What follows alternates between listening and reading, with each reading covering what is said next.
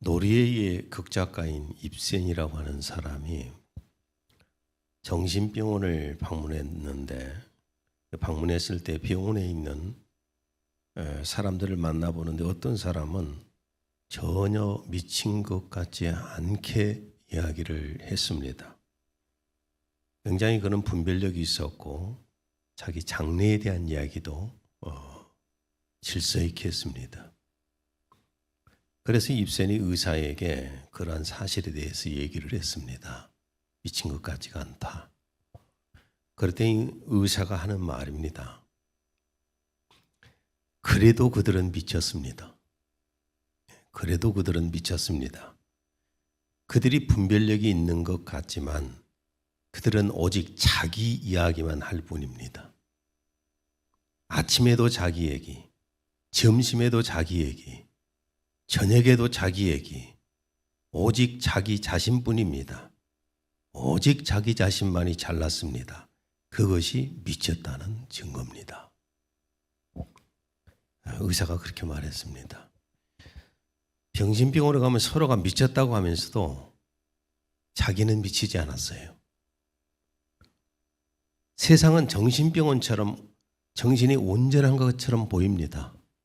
온전한 것처럼 보이지만은 가까이 들여다보면은 자기 자신밖에 모릅니다.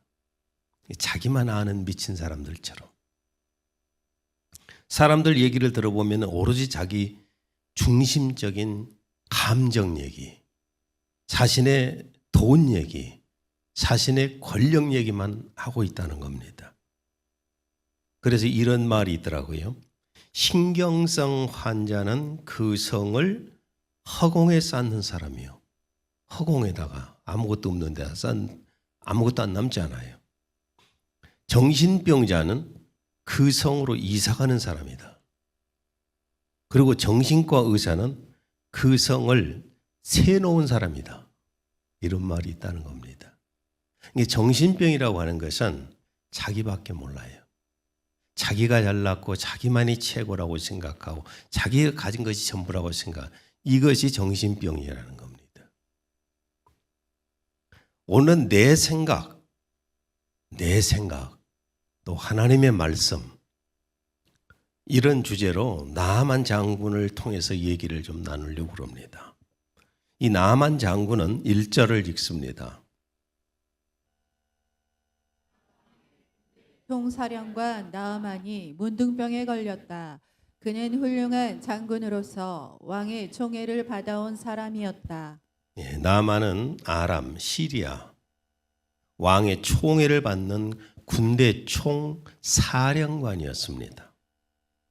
왕이 통치하는 이 사회에서, 이런 국가에서 왕 다음의 권력자는 더 이상 성공할 길이 없어요. 쿠데타가 아니면은 최고의 성공을 거둔 사람입니다. 그런데 이 나아만에게는 원수 같은 질병이 있었어요. 그것이 뭐예요? 문둥병입니다. 이 문둥병이라고 하는 질병에 걸려 있었습니다. 문둥병은 고칠 수도 없고 고칠 수도 없는 병이잖아요. 사람들에게 혐오와 두려움을 주는 병입니다. 조선의 7대 국왕이었던 수양대군을 보면은, 수양대군 세조라고 나중에 그랬죠. 수양대군은 칼잡이 30명을 동원해서 동생 안평대군을 죽이고 금성대군을 죽이고 그리고 김종서 장군을 죽이고 또 집현전 학사들을 아주 무참하게 죽였습니다. 그리고 자기 조카 단종을 쫓아내고 국왕이 되어서 세조가 된 사람입니다. 왕위에 오른 이 세조는 매일 밤 악몽에 시달렸다고 합니다. 매일 밤 악몽에 시달리다 보니까 술이 아니면은 잠을 잘 수가 없었다고 그래요. 그런데 나중에는 피부 문둥병에 걸렸습니다. 문둥이가 된 겁니다. 문둥병이 걸려서 살다가 고통 속에 살다가 나이 50세에 죽었습니다. 그래서 역사가들은 그렇게 말합니다. 인과응보라고. 자, 보십시오. 왕이면 뭐하고 왕위의 다음 권력을 가진 자면 뭐합니까? 문둥병인데. 그렇잖아요. 문둥병이라는 것 하나가 그 하나가 인생 자체를 비참하게 만들고 불쌍하게 만들어 버리는 거예요. 그런데 이 전쟁 때에 이스라엘에서 잡아온 한 어린 여자가 종으로 있는데 이 여자애가 나아만에게 기쁜 소식을 전해줍니다. 3절. 우리 주인이 사마리아에 계신 선지자 앞에 계셨으면 좋겠나이다. 그가 그 나병을 고치리이다. 만약에 사마리아에 있는 엘리사 선지자에게 가면은 우리 주인님의 나만 장군의 문둥병이 고쳐질 수도 있습니다. 이런 소식을 전해준 거예요. 지금 이 절망 속에 빠져 있는 나만에게 이보다 더 기쁜 소식이 어디 있겠어요? 사실 사람은 극한 상황에 놓이면은 지푸라기라도 잡으려고 그러잖아요. 그런데 자기 문둥병을 고칠 수 있는 하나님의 종이 있다는 말을 들었을 때 얼마나 기쁜 소식이겠어요. 사실 우리도 그렇습니다. 우리도 영적으로 우리는 죽어 있었고 저주받은 상태고 지옥으로밖에 갈 수밖에 없는 그런 사람들이었습니다. 그런 사람들에게 예수 그리스도만한 기쁜 소식이 어디 있겠습니까? 사도행전 26장 18절. 그들의 눈을 뜨게 하여 흑암에서 광명으로 사개한의 권세에서 하나님께로 돌아서게 하며 그들로 죄사함을 받게 하고 내 안에 있는 믿음으로 거룩하게 된 사람들 가운데서 유업을 받게 하려는 것이라. 그들의 눈을 뜨게 하여 흑암에서 광명으로 사탄의 권세에서 하나님께로 돌아서게 하며 그들로 죄 사함을 받게 하고 내 안에 있는 믿음으로 거룩하게 된 사람들 가운데서 유업을 받게 하려는 것이라. 우리는 죽은 영이었어요. 죄로 인해서 죽은 영이었고 또한 저주받은 상태였는데 저주받은지도 모르고 그리고 지옥으로 가고 있는데 지옥으로 가는지도 모르고 살아왔습니다. 그런데 우리에게 예수 그리스도가 오셔서 기쁜 소식이 되었잖아요. 복음이 되었잖아요. 그래서 나만도 마찬가지로 지금 문둥병이라고 하는 병에 걸려있는 그에게 문둥병을 고칠 수 있는 소식이 지금 전해 들은 겁니다. 그래서 나만은 문둥병을 고치기 위해서 엘리사가 있는 사마리아 그 지역으로 가게 됩니다. 아람과 사마리아는 다른 나라지요. 국경이 이렇게 가려져 있지만은 이스라엘 수도를 사마리아라고 합니다. 그리고 지금 시리아 쪽을 지금 그때는 남한이라고 했죠.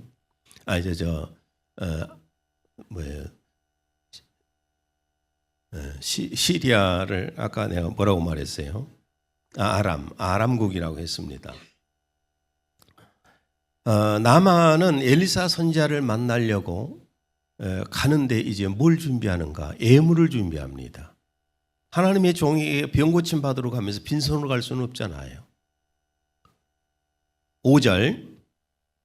그는 곧 은 10달란트와 금 6,000개와 예복 10벌을 예물로 가지고 길을 떠났다. 이걸 현 시가로 한번 볼게요. 은 10달란트는 약 9만 돈인데 현 시가로 1억 4천이고요. 금 6,000개는 68kg 1만 8천 돈인데 한 돈에 90만 원을 잡으면은 현 시가로 계산해서 약 16억이 된다고 그래요.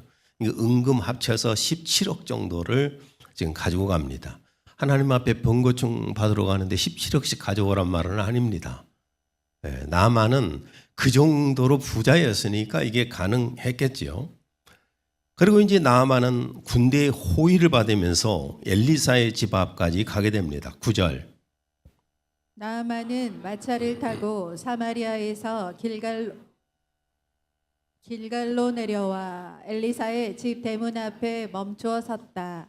시리아에서 이스라엘까지 먼 길을 마차를 타고 왔습니다. 그런데 이 나만이 엘리사의 집 앞에 와가지고 분노하기 시작합니다. 막 화가 머리 끝까지 올라가요. 머리 뚜껑이 열려버렸어요. 그 이유가 뭔가? 10절. 그러나 엘리사는 그를 만나 주기는커녕 다른 사람을 내보내 말을 전하게 하였다. 위풍당당한 장군을 마치 천하고 불쌍한 사람처럼 취급한 것이다. 엘리야의 머리 뚜껑이 열려버린 이유가 뭐죠? 예? 아니 나만의 머리 뚜껑이 열려버린 이유가 뭐죠? 자기를 천하고 불쌍한 사람 취급했다는 거예요. 일반인 사람 취급했다는 거예요. 나를 왜 불쌍한 문둥이 취급하냐고 말이죠. 나만 군대 총사령관은 세상에서 볼 때는 어떤 사람인가? 이 사람은 엄청난 강대국의 군대 총사령관, 권력자입니다. 이스라엘을 군사로 밀고 와서 점령할 수도 있는 사람이었습니다. 강대국의 군대 총사령관이 군대를 거느리고 왔습니다. 엄청난 권력자를 천하고 불쌍한 취급했다는 것이 막 여기까지 머리 뚜껑까지 열릴 정도로 화가 나버리는 거예요. 그 다음에 또 나아만은 예물로 약 17억 원을 가져왔습니다. 빈손으로 온 것도 아니고 약 17억 원의 헌금을 가지고 왔는데 아니 세상에 자기를 이렇게 불쌍한 취급을 하다니. 자기 생각에는 그랬어요. 나만이 맨발로 뛰어나와서 엘리야가 맨발로 뛰어나와서 나만을 맞이할 줄 알았어요. 이런 생각을 가지고 있었는데 아니 어떻게 이런 대접을 하다니. 나만은 엄청난 충격 속에 빠져가지고 분노하기 시작을 합니다. 그런데 한 가지 한번 우리 생각해 보게요. 이 나만이 엘리사 선지자를 찾아온 목적이 뭐죠? 예? 문둥병 고치려고. 그랬죠? 문둥병을 고치려는 거예요. 자, 껍데기 벗기고 알맹이를 볼 때에 문둥병 고치는 것이 목적 아닌가요? 여기 여러분 신앙생활하는 목적이 뭔가요? 하나님 앞에 잘 보이기 위해서예요. 사람들한테 잘 보이면 뭐합니까? 하나님 앞에 잘 보이기 위해서 하나님 앞에 나와서 예배하는 거잖아요. 지금 나만이 엘리사한테 온 목적이 뭐냐? 문둥병 고치러 온 거예요. 그 목적을 잃어버렸어요, 이 사람은. 거부인 것을 과시하고 우대받고 사회적 지위를 대접받으러 온 건 아니잖아요. 천하고 불쌍한 사람이 되게 한 문둥병을 고치러 왔는데. 그런데 왜 이렇게 화를 내요? 보통 사람 취급을 했다고. 자기를 왜 우대하지 않았냐? 마태복음 15장에 보면은 이방 여자가 자기 딸이 귀신에 잡혀가지고 아주 고통을 받고 있어서 이 딸 문제로 예수님 앞에 찾아왔습니다. 그래서 예수님이 자녀의 떡을 취하여 개들에게 던짐이 마땅하지 않다. 나는 이스라엘에게 왔다. 너는 이방 여자라 병 고침 받을 만한 은혜를 받을 자격이 없다. 이렇게 얘기를 했습니다. 그러자 마가복음 15장 26, 28절 그 여인이 말하기를 그러하옵니다 주여. 그러나 개들도 그들 주인의 식탁에서 떨어지는 부스러기를 먹나이다. 예수께서 대답하여 그 여인에게 말씀하시기를 오 여인아 내 믿음이 크도다. 내가 바라는 대로 될지어다 라고 하시자 그 여인의 딸이 그 시각으로 나으니라. 이 이방 여자가 예수님을 찾아온 목적이 뭔가요? 자기 딸 속에 있는 귀신을 쫓아내서 건강하게 살게 해달라는 것이 목적 아닙니까? 개 취급을 받았다 할지라도 자기 목적이 딸의 병 고침 받는 거였거든요. 그렇게 해서 주님이 고쳐주시잖아요. 문둥병으로 천하고 불쌍한 사람이 되어서 고침받으러 왔으면서 무슨 대접을 운운하면서 자기 생각대로 치유하라고 따져댑니까? 화를 냅니까? 교만이 끝까지 머리 끝까지 차니까 머리 뚜껑이 열릴 정도로 분노한 거예요. 하나님 앞에서 재력과 세상 계급과 신분이 무슨 소용이 있습니까? 하나님 앞에 개미들이 지들끼리 놀고 있는데 사람이 볼 때 조금 더 큰 놈이든 적은 놈이든 뭐 이것이 뭐 상관이 있어요. 발로 밟으면 다 죽어버리는데. 그렇잖아요? 아마도 저 수연이가 가갖고 오줌 한번 싸버리면 홍수나서 다 날아가 버려요. 그런 것들이 무슨 너무 큰 소리를 쳐요. 하나님 앞에서. 하나님 앞에 올 때에는 세상의 계급도 신분도 재력도 다 벗어버려야 되는 겁니다. 그래서 사회적 지위가 높고 돈이 많은 사람들이 하나님 앞에 구원받기가 어렵습니다. 마태복음 19장 24절. 낙타가 바늘귀로 들어가는 것이 부자가 하나님의 나라에 들어가는 것보다 쉬우니라. 권력자도 부자도 참 예수님 믿기 어려워요.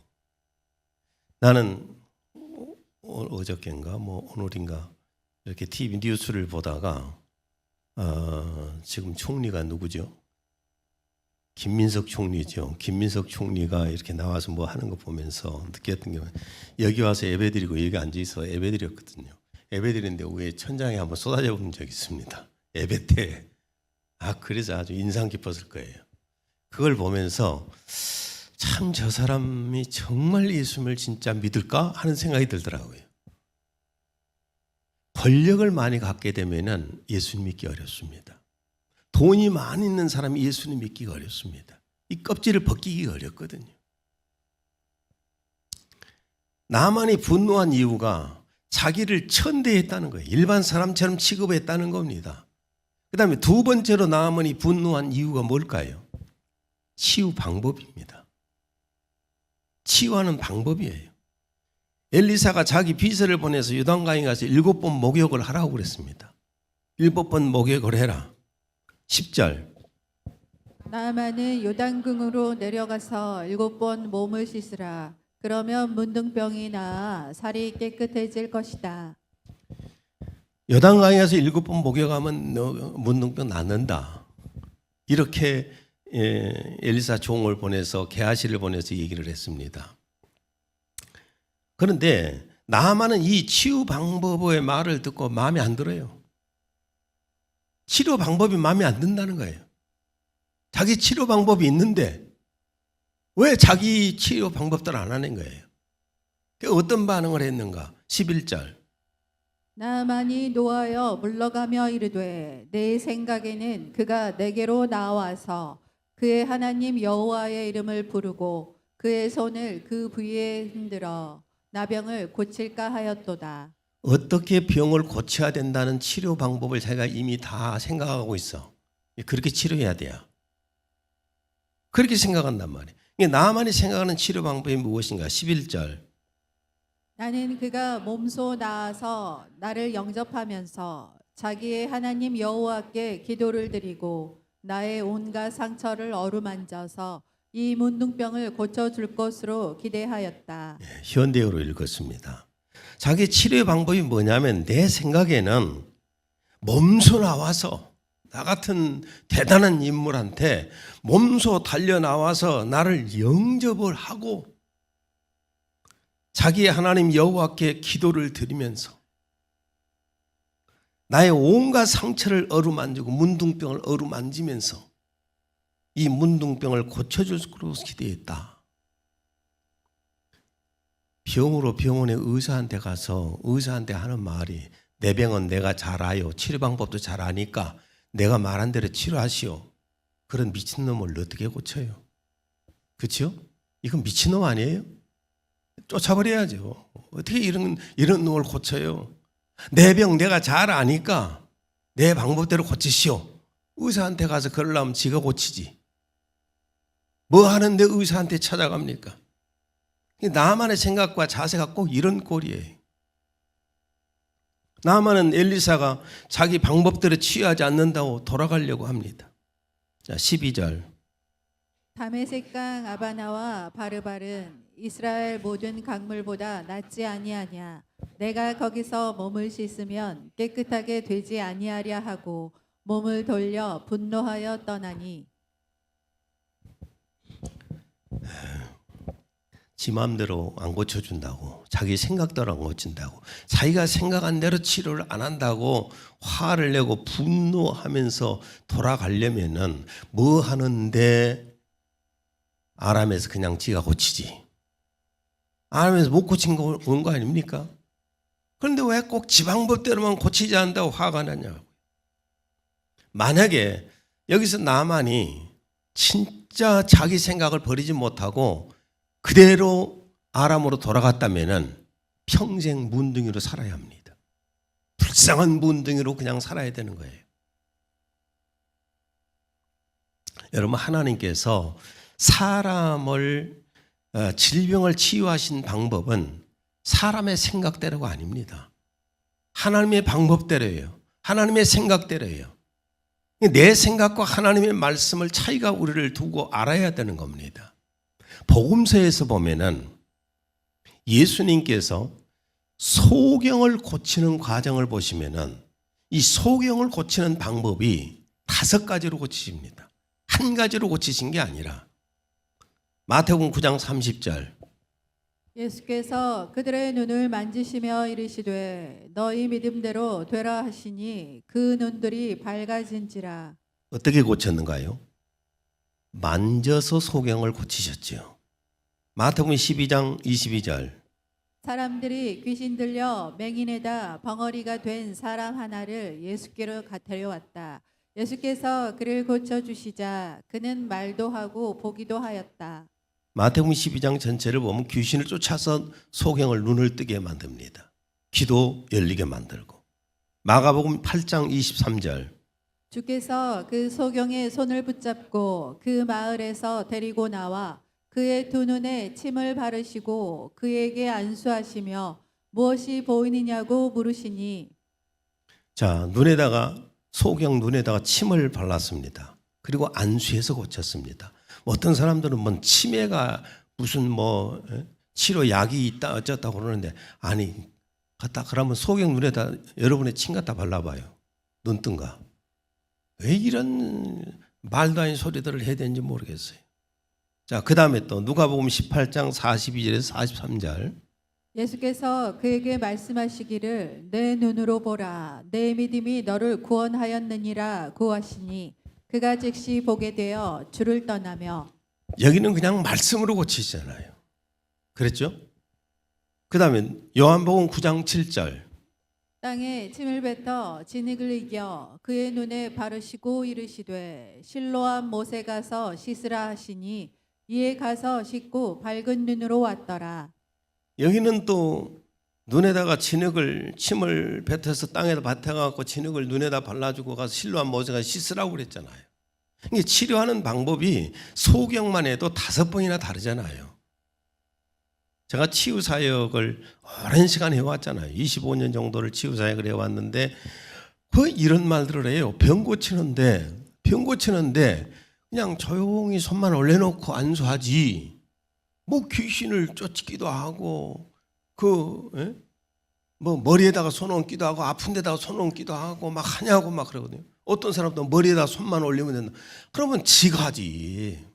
지는 못하니까. 여러분, 하나님께서는 하나님의 치료 방법이 다 다르잖아요. 그런데 나만이 생각하는 치유 방법이 뭐가 중요합니까? 지 치유 방법이 장군이라고 권력이 있다고 돈 많다고 지 치유 방법이 뭔 소용이 있어요? 조금 심한 말로 말하면 얻어먹는 주제에, 그렇죠? 지금 병 고침 받으러 온 주제에 뭔 할 말이 있다고 이렇게 따져야 되는지 모르겠어요. 다행히 나만은 그래도 사람 마음이 열려있는 사람이었어요. 부하들의 설득으로 엘리사 선자의 말대로 행합니다. 13절 그러나 나아만의 부하들이 다가서며 말하였다. 만일 저 예언자가 이보다 더 어려운 일을 하라고 요구하였더라도 장군님은 틀림없이 그대로 하셨을 것입니다. 그러나 그는 겨우 가서 몸을 씻으면 깨끗해질 것이라고 말하지 않았습니까? 일단은 그대로 해봐야 되지 않겠습니까?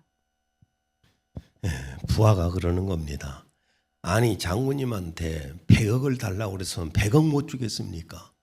근데 까짓거 요단강에서 7번 목욕하는 것이 뭐가 그렇게 큰 문제라고 그러십니까?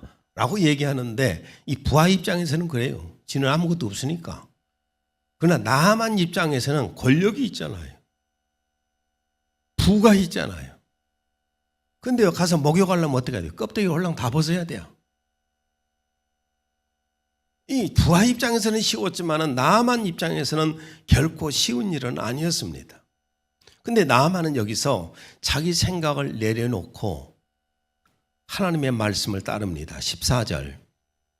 그래서 돈 많고 권세 높은 나아만은 마음을 바꾸어 겸손히 요단강으로 내려가 엘리사가 명령한 대로 그 물에 7번 몸을 씻었다.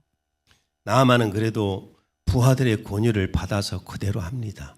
어떤 사람들은 이 고집이 이 고래심줄보다도 더 그냥 심해가지고 아무리 끊으려도 안 끊어져. 자기 생각 절대 내려놓지 않아요. 하나님 은혜를 못 받습니다. 내 생각이 전부라는 거예요. 내가 몇 번 얘기했지만은 내 아내가 예전에 있던 교회 그 다른 데에서 있었던 교회가요. 워낙 교리적으로 성령의 역사를 그냥 차단해버리고 거부하는 그런 교리를 가지고 있었어요. 거기서 공부를 엄청나게 많이 했거든요. 왜냐하면 많은 양육을 했기 때문에, 가르쳤기 때문에.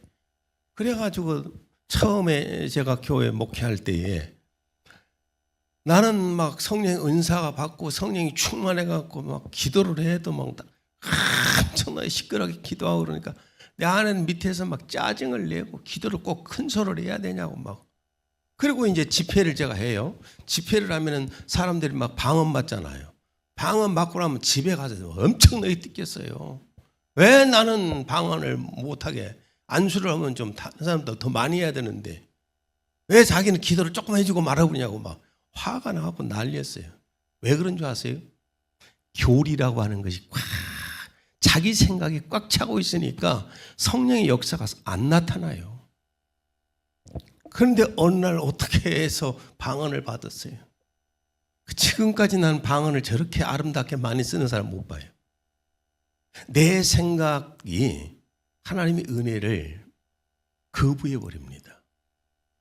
내 생각이 뭔 대단한 것이라고. 그래도 나만이 자기 생각을 버리고 하나님의 말씀대로 했더니 어떤 결과가 나타났는가. 14절. 나만이 이에 내려가서 하나님의 사람의 말대로 요단강에 7번 몸을 잠그니 그의 살이 어린아이의 살같이 회복되어 깨끗하게 되었더라. 어떻게 되었어요? 말도 아닌 소리처럼 보였는데 요단강에서 7번 목욕했더니 문둥병이 싹 사라지고 어린아이 살결처럼 아름다운 살결이 되었다는 겁니다.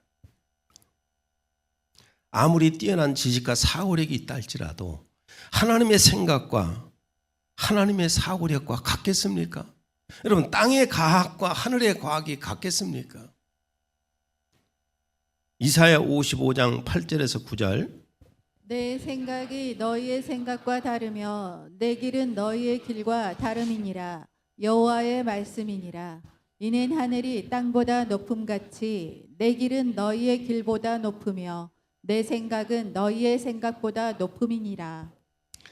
내가 생각하는 건 내가 생각하는 길이 최고라고 생각하면 뭐 하는데 하나님을 믿어요? 내가 내 자신을 믿으면 되지. 뭐 하는데 시간 없는데 교회나 세배 드려요. 내가 내 자신을 찬양하고 살면 되지. 경배하고 살면 되지. 여러분 우리 생각은 뛰어나게 보여도 정말 하나님이 보실 때요 아무것도 아니에요. 아무리 뭐 똑똑하고 어쩐다고 해도 사람이 볼 때 개미와 같다니까요. 그것들이 잘나니 똑똑하니 떠들어대고 있는 게 얼마나 하나님이 보시기 어리석게 보입니까? 근데 여기서 우리가 좀 생각해 볼 거 있습니다. 하나님께서는 왜 나만에게 요단강에 가서 7번 목욕을 시키셨을까? 왜 7번 목욕을 하라고 하셨을까? 첫째는 나만의 교만의 껍데기를 벗겨내려는 겁니다. 교만의 껍데기를 벗겨내려고. 자, 7번 목욕을 하면서 나만은 뭘 했을 것 같아요? 고급 마차에서 내려야지요. 고급 마차에서 내리고 총사령관, 장군, 투구도 벗어야 되고 군대 총사령관 계급장도 떼야 되고 군복도 벗어야 됩니다. 이런 것들을 다 벗어버리고 나면 어떻게 보입니까? 쌤쌤이죠. 다 똑같은 평범한 사람에 불과하잖아요. 그것도 물속에를 속옷만 입고 들어갔다 나왔다 들어갔다 나왔다 하고 나면은 보이는 게 뭘까요? 속살이 보이는데 문둥이밖에 더 보입니까? 싹 껍데기 벗겨내고 물속에 한번 들어갔다 나왔더니 자신의 정체가 그냥 적나라하게 드러나 버리잖아요. 이제 나만은 어떤 모습인가? 그동안 문둥이를 가리기 위해서, 이 문둥병을 가리기 위해서 몸에 걸쳤던 모든 것들을 벗어버렸더니만은 너무나 초라하고 불쌍한 문둥이에 불과하잖아요. 나만이 이 교만을 벗겨내기 위해서 7번 목욕을 시키신 거예요. 우리가 하나님 앞에 섰을 때 어떤 모습일까? 여러분, 우리는 세상에서 지식도 쌓아서 껍데기 뒤집어 쓰고 권력도 껍데기 뒤집어 쓰고 재물도 껍데기 뒤집어 쓰고 고급스러운 옷들도 입어다가 뒤집어 쓰고 많은 것들로 우리는 뒤집어 쓰고 있습니다. 근데 싹 뺏겨내고 하나님 앞에 서면 뭘까요? 죄인일 뿐이에요. 저주받아서 죽은 영, 죄인일 뿐이잖아요. 에베소 2장 1절에서 2절. 허물과 죄들로 죽었던 너희 이 세상의 풍조를 따르고 공중권세의 통치자 곧 지금은 불순종의 자녀들 안에서 역사하는 영을 따라 행하였으니 이런 우리가 예수 그리스도를 믿어서 죄사함 받고 새 생명 받아서 성령으로 거룩하게 입은 사람들이잖아요. 마태복음 11장 25절. 예수께서는 이렇게 기도하셨다. 오 아버지, 하늘과 땅의 주님이시여, 스스로 슬기롭다고 생각하는 자들에게는 이 진리를 감추시고 어린아이에게는 나타내 보이시니 감사합니다. 하나님 앞에 나올 때에는 자신이 똑똑하다, 지혜롭다, 잘났다 생각하는 사람은 하나님 앞에 와도 하나님을 믿지 못해요. 하나님 앞에 교만을 싹 벗겨내고 겸손한 마음으로 하나님 앞에 엎드릴 때 하나님께서 거기에 은혜를 주시는 겁니다. 여러분, 저도 예수님 믿기 전에 꽤 잘난 체 했던 사람이에요. 꽤 잘난 체 했습니다. 역사, 서양 역사, 동양 역사, 우리 한국 역사도 그렇지만 일본 역사까지 책이란 책은 다 갖다 볼 정도였으니까 뭐 철학서적은 얘기할 것도 없고 오죽해서 내가 본인이 얼마나 똑똑하다고 생각했으면 제 아내 담임 목사님을 만나서 한번 직접 얘기해봤다. 철학 대 철학이라고 생각했어요. 까지 얘기해봐야 내가 뭐 못할 것이 뭐 있겠냐 하고 직접 가서 만났다니까요. 그 얘기를 하는 가운데 철학이 아니라 뭔가 영적인 세계, 하늘의 세계를 얘기해서 내가 가서 교회 가서 예배드린다고 예배드렸어요. 내 안에 교만이 벗겨지기 전에는 이 교만의 껍데기가 벗겨지기에는 내 안에 하나님의 말씀이 들어오지 않고 성령의 역사가 안 옵니다. 성령의 역사가 오려면은 내 속에 있는 껍데기들이 다 벗겨져야 돼요. 그러니까 하나님 앞에 순수하게 겸손한 마음, 어린아이 같은 마음이 들어올 때에 하나님은 내 안에 역사하시는 겁니다. 교만을 벗겨내기 위해서 그랬고, 두 번째는 순종하게 하려는 목적이었습니다. 사람이 하나님의 말씀을 받아들이지 못하는 이유가 뭡니까? 자기가 오랫동안 쌓아온 지식이 있어요. 체계가 접혀져 있어요. 이론화가 되어 있어요. 과학적인 여러 가지가 지식이 들어와 있어요. 철학이 나름대로 딱 정리되어 있어요. 그래서 그 어떤 것이 들어와도 받아들이지 않아요. 자기만이 최고라는 거예요. 그러니까 나이가 사람이 먹어가면 먹어갈수록, 연륜이 쌓여가면 쌓여갈수록, 공부를 많이 하면 할수록 그 안에는요 자기 것이 가득 차 있습니다. 고정관념이 가득 차 있어요. 이런 것들을 벗겨내기 전에는 순종하지 못합니다. 말씀 앞에서요. 그래서 사람이 하나님 앞에 회개하는 것은 죄뿐만 회개하는 것이 아니라 고정관념도 자기 속에 있는 생각도 회개해야 되는 거예요. 이사야 55장 7절 악인은 자기의 길을, 불의한 사람은 자기 생각들을 버리고 주께로 돌아오라. 자기의 생각을 버리고 주께로 돌아와라. 모든 생각을 버리라는 그런 말씀이 아니라 하나님과 대치되는 생각은 버려야 돼요. 하나님의 말씀과 대치되는 생각은 버려야 돼요. 제가 그랬다고 그랬잖아요. 참 예수님 믿고 성경을 탁 피는데 창세기 1장 1절을 폈다고 그랬잖아요. 창세기 1장 1절을 펴니까 하나님께서 모든 천지를 만드셨다는 말씀이 한 절에 나와 있어요. 그래서 내가 그랬어요. 이 세상 모든 철학서적 답이 여기 다 있다 그랬어요. 모든 적들의 답이 다 여기 있다. 그리고 제가 깨지기 시작했어요. 하나님의 말씀을 읽기 시작했어요. 여러분, 저는 한 4년 동안을 밤 3시까지도 막 읽고 그랬다니까요. 성경을. 내가 깨지면서. 내가 깨지지 않으니까 하나님 말씀이 안 들어와요. 고린도후서 10장 5절 모든 생각을 사로잡아서 그리스도께 복종케 하니 모든 생각을 사로잡아서 그리스도에게 복종하게 해라. 하나님 말씀 앞에서는 모든 것을 생각도 다 버려야 돼요. 나비가 껍질을 벗겨내야 날아갈 수 있듯이 나비가 껍질을 벗겨내고 나와야만이 나방이 되어야 날아가잖아요. 번데기에서 나와야. 그런 것처럼 우리가 자기 속에 있는 이 고정관념을 깨트리고 나와야 하나님 말씀을 받아들여요. 이거 굉장히 쉬운 것 같지만은 어렵습니다. 오늘 말씀의 결론을 맺습니다. 여러분, 하나님의 말씀에 감동을 받고 싶습니까? 하나님의 성령이 내 안에 감동받게 해주시길 원합니까? 내 안에 있는 고정관념을 깨트리세요.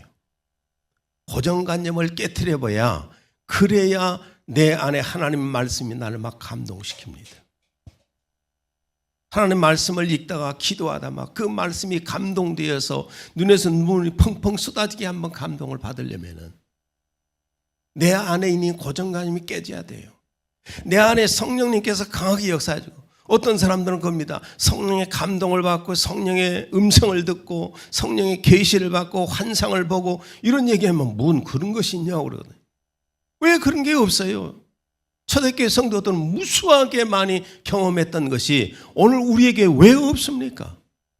당연히 내 안에 성령의 감동이 오고 성령의 계시도 오고 때로는 환상도 보이고 때로는 음성도 들리는데,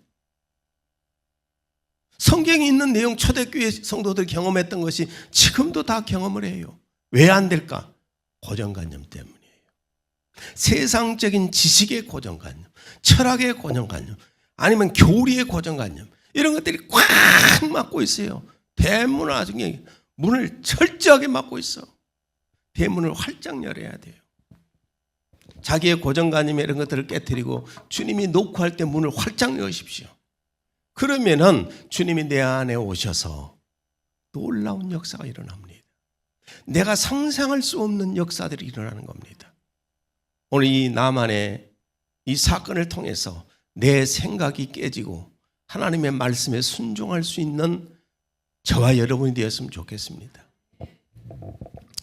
아버지 하나님, 오늘 또 내 생각과 하나님의 말씀이라는 주제로 나만 장군의 문둥병 고침받는 사건을 통해서 함께 나눴습니다. 주님, 우리 마음속에 늘 교만이 깨지게 하시고 고정관념도 깨지게 해주시고, 그래서 하나님의 말씀이 순수하게 내 마음에 감동으로 들어오고 또한 성령의 감동을 받는 저희들이 되게 하여 주옵소서. 예수님 이름으로 기도했습니다. 아멘.